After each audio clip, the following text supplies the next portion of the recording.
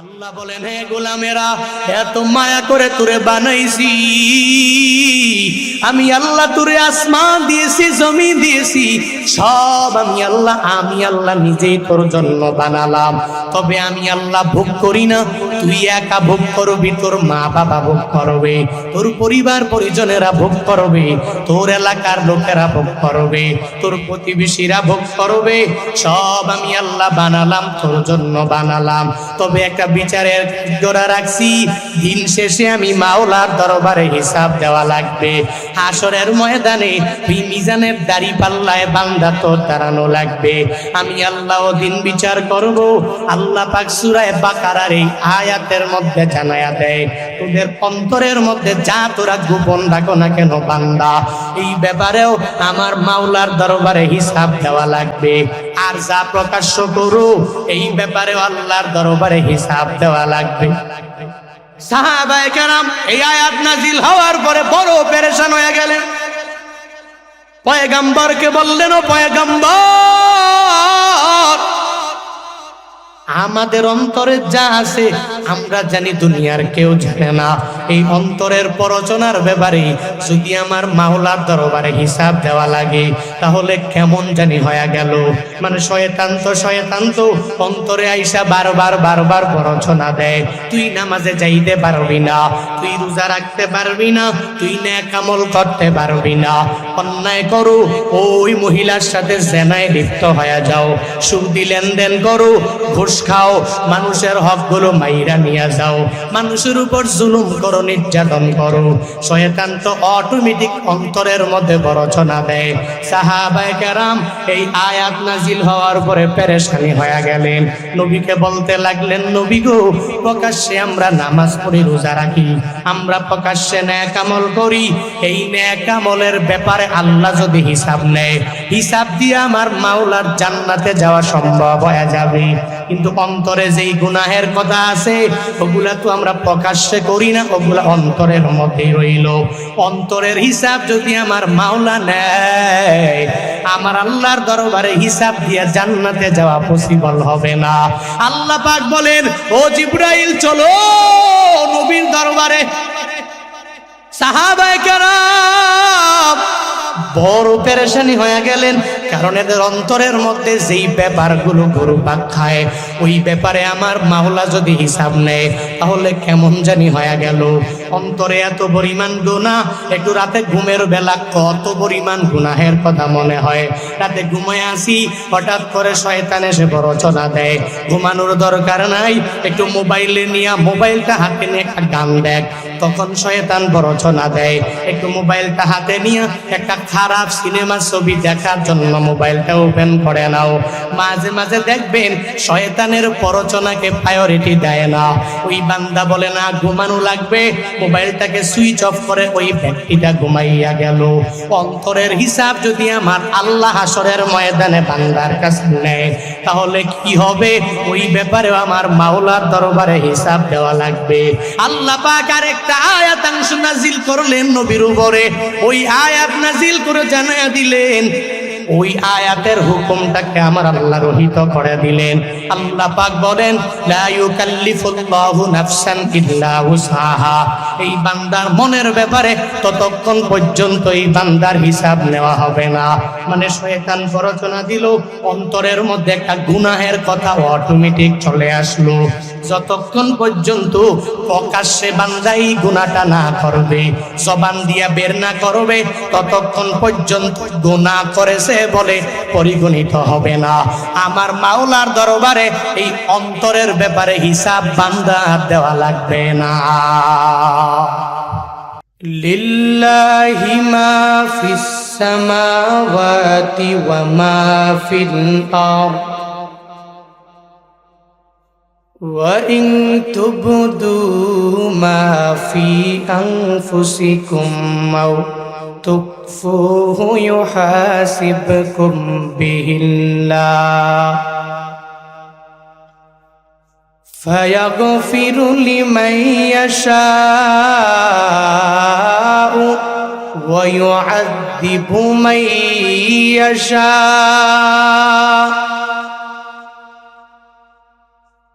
ওয়াল্লাহু আলা কুল্লি শাইইন কাদির।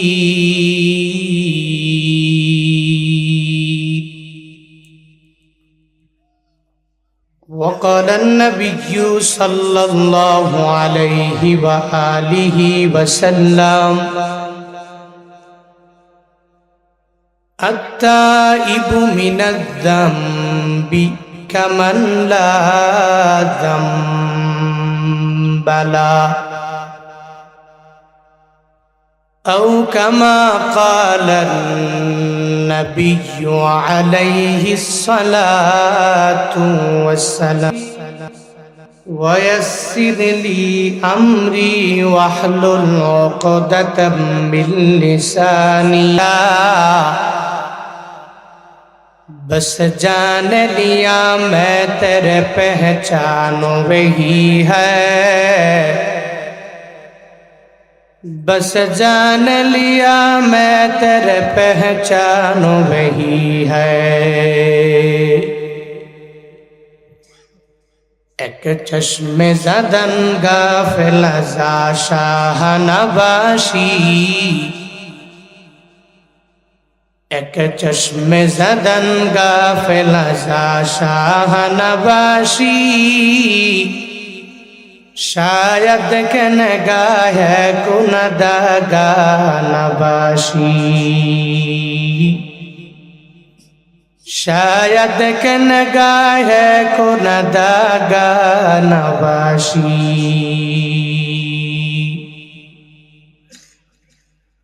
उल्फत में बराबर के वफा हो के ज़फ़ा हो, उल्फत में बराबर के वफा हो के ज़फ़ा हो,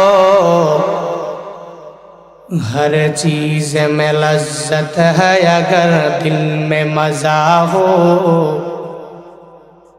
हर चीज़ में लज्जत है अगर दिल में मज़ा हो।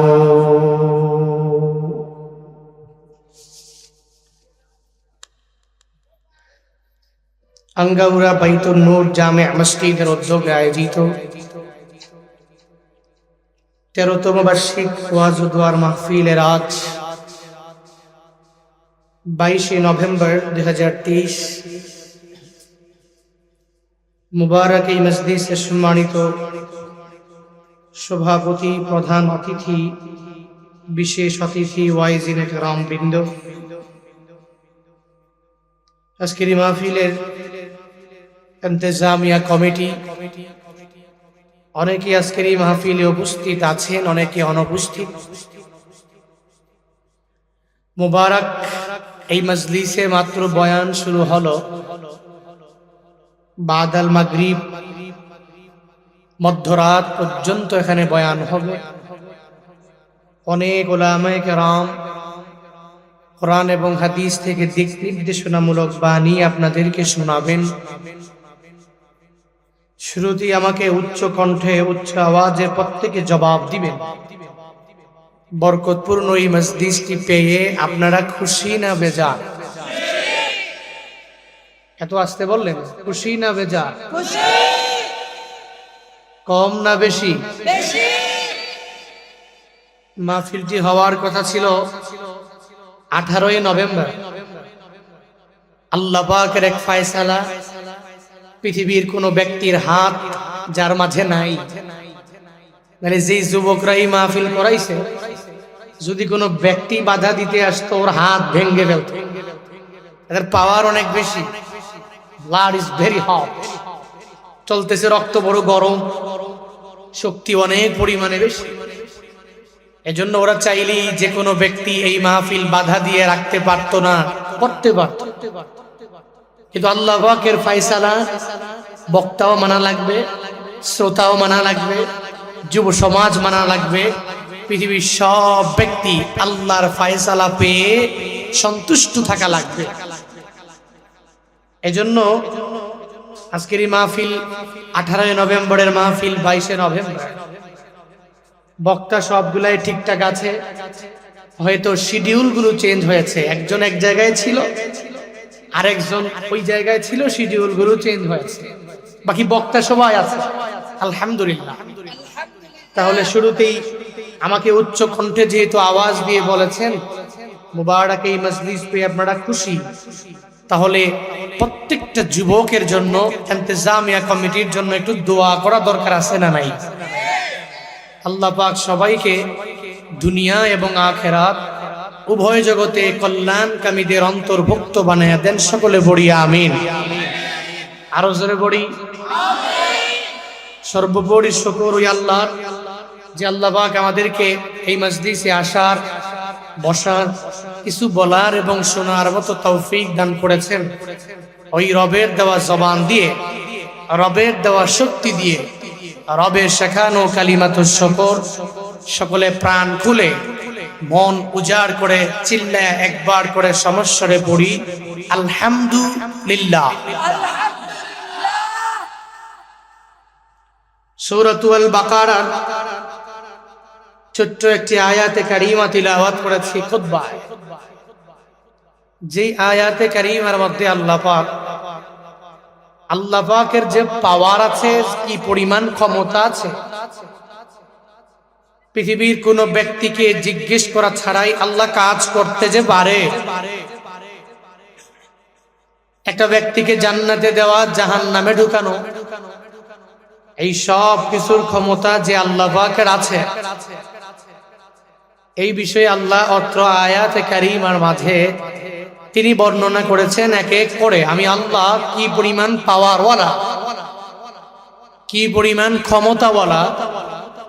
পৃথিবীর কোনো ব্যক্তিকে ক্ষমা করতে কারো কাছ থেকে পারমিশন নেওয়া লাগবে না, আবার কোনো ব্যক্তিকে জাহান্নামে দেওয়ার জন্য কোনো ব্যক্তির কাছ থেকে পারমিশন নেওয়া লাগবে না। আপনার কাছে কি মনে হয়, আল্লাহ যদি কোনো একটা কাজ করতে চায়, কোন নবীর কাছ থেকে পারমিশন নেওয়া লাগবে? কোন পীর সাহেবের কাছে পারমিশন নেওয়া লাগবে? কোন বুজুর্গের কাছ থেকে পারমিশন নেওয়া লাগবে? আল্লাহর এমন এক সুপ্রিম পাওয়ার, এমন এক ক্ষমতা, এমন এবিলিটি, পৃথিবীর কোন ব্যক্তির কাছে জিজ্ঞেস করা লাগে না। কারণ হলো সুজা সুজা কথা, আসমান জমিন কে বানাইছেন? আমাকে কে বানাইছেন? আমার আব্বা আম্মারে কে বানাইছেন? নবীকে কে বানাইছেন? তো সব কিছু যে বানাইছেন, সৃষ্টির কাছ থেকে সস্তার কোনো পারমিশন নেওয়া লাগে না। সর্বময় ক্ষমতার অধিকারী আল্লাহ। আল্লাহ পাক কথাগুলো ওই খুতবায়ে তিলাওয়াতকৃত আয়াতে কারিমার মধ্যে বলছেন, লিল্লাহি মা ফিস সামাওয়াতি ওয়া মা ফিল আরদ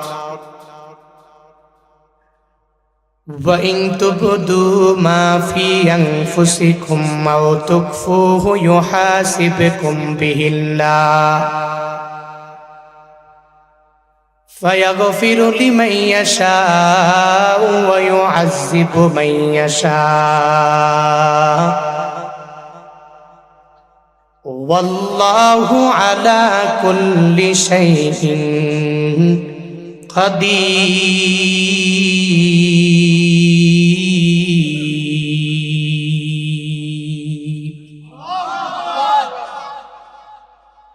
আল্লাহ বলেন, এ মানুষ, আসমানের নিচে যা আছে, জমিনের উপরে যা, সব আমি আল্লাহর জন্য, মানে আল্লাহ বানাইছি। এভরিথিং ফর আল্লাহ। দুনিয়ার কোন বান্দা বানায় নাই, কোন পীর বানায় নাই, কোন নবী বানায় নাই, দুনিয়ার কোন লিডারেরা বানায় নাই।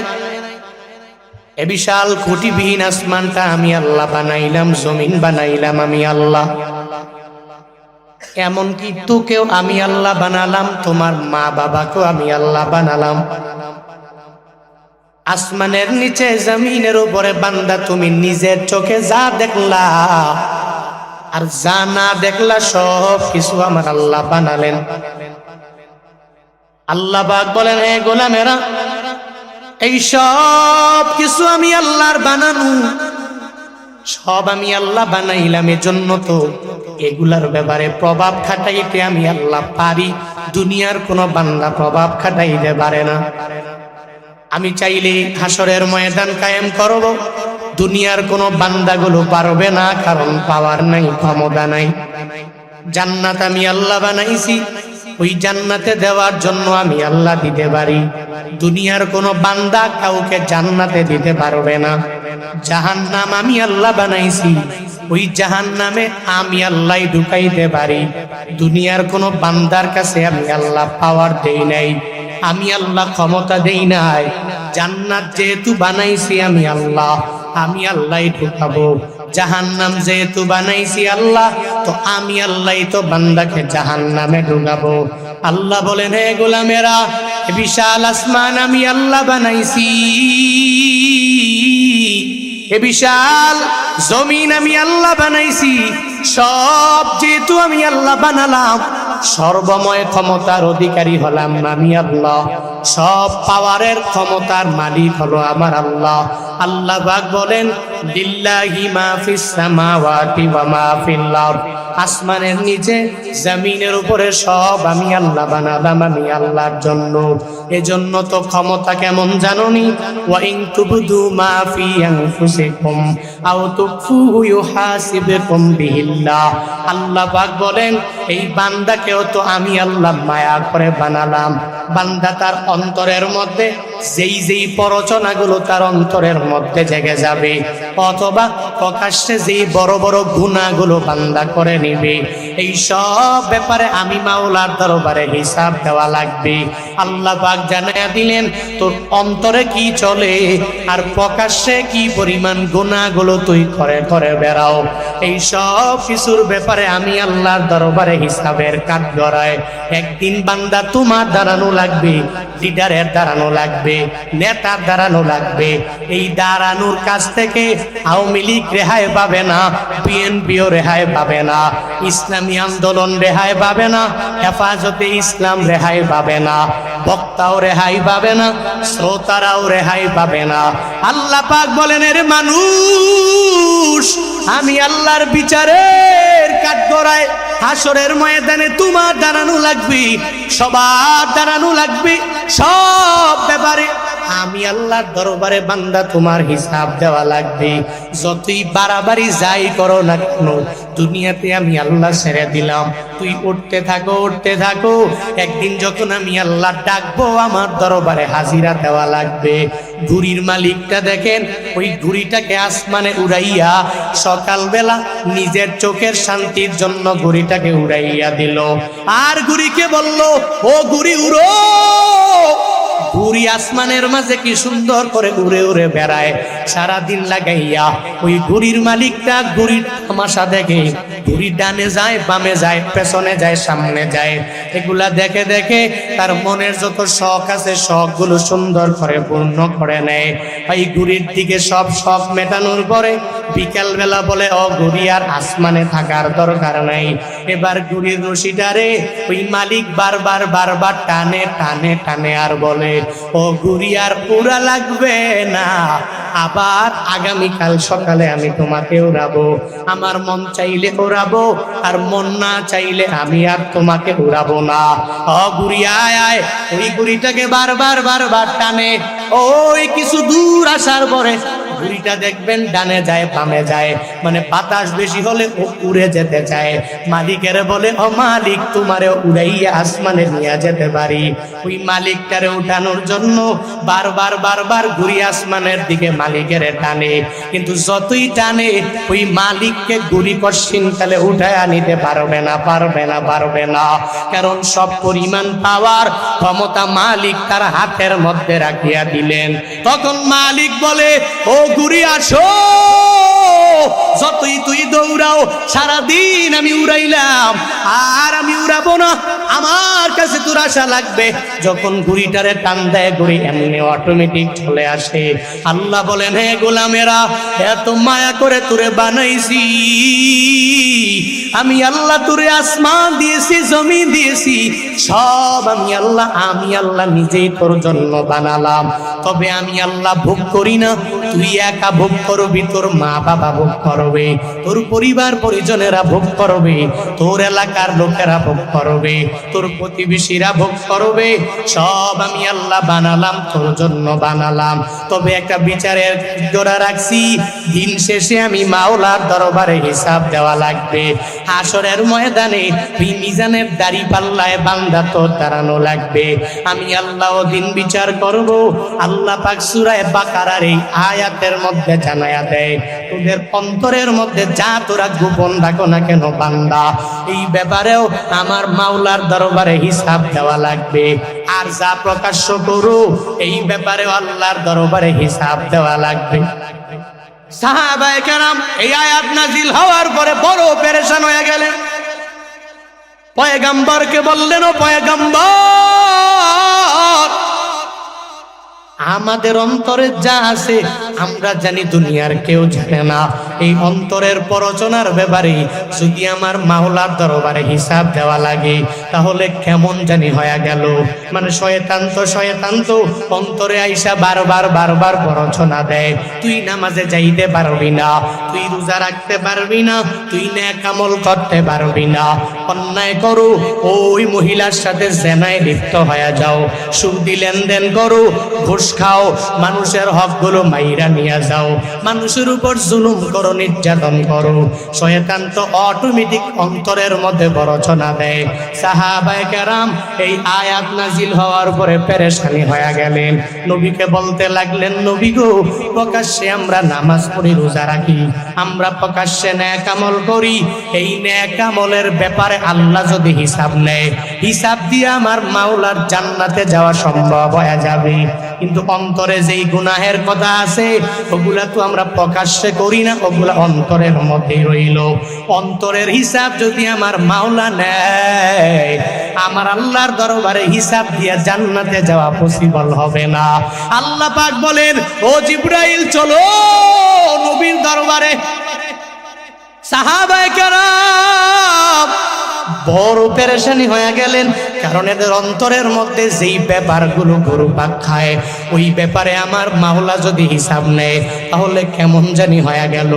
অন্তরে এত পরিমাণ গুনাহ, একটু রাতে ঘুমের বেলা কত পরিমাণ গুনাহের কথা মনে হয়। রাতে ঘুমায় আসি, হঠাৎ করে শয়তান এসে বরচনা দেয়, ঘুমানোর দরকার নাই, একটু মোবাইলে নিয়ে, মোবাইলটা হাতে নিয়ে একটা গান দেখ, তখন শয়তান বরচনা দেয়। একটু মোবাইলটা হাতে নিয়ে একটা খারাপ সিনেমা ছবি দেখার জন্য মোবাইলটা ওপেন করে নাও। মাঝে মাঝে দেখবেন শয়তানের প্ররোচনাকে প্রায়োরিটি দেয় না। ওই বান্দা বলে না ঘুমানো লাগবে, মোবাইলটাকে সুইচ অফ করে ওই ব্যক্তিটা ঘুমাইয়া গেল। অন্তরের হিসাব যদি আমার আল্লাহ হাসরের ময়দানে বান্দার কাছে নেয়, তাহলে কি হবে? ওই ব্যাপারে আমার মাওলার দরবারে হিসাব দেওয়া লাগবে। আল্লাহ পাক আরেকটা আয়াত নাযিল করলেন নবীর উপরে। ওই আয়াত নাযিল করে জানায়া দিলেন, ওই আয়াতের হুকুমটাকে আমার আল্লাহ রহিত করে দিলেন। আল্লাহ পাক বলেন, লা ইউকাল্লিফুল্লাহু নাফসান ইল্লা উসআহা। এই বান্দার মনের ব্যাপারে ততক্ষণ পর্যন্ত এই বান্দার হিসাব নেওয়া হবে না। মানে শয়তান প্ররোচনা দিল, অন্তরের মধ্যে একটা গুনাহের কথা অটোমেটিক চলে আসলো। যতক্ষণ পর্যন্ত প্রকাশ্যে বান্দা এই গুনাহটা না করবে, জবান দিয়া বের না করবে, ততক্ষণ পর্যন্ত গুনাহ করেছে বলে পরিগণিত হবে না। আমার মাওলার দরবারে এই অন্তরের ব্যাপারে হিসাব বান্দা দেওয়া লাগবে না।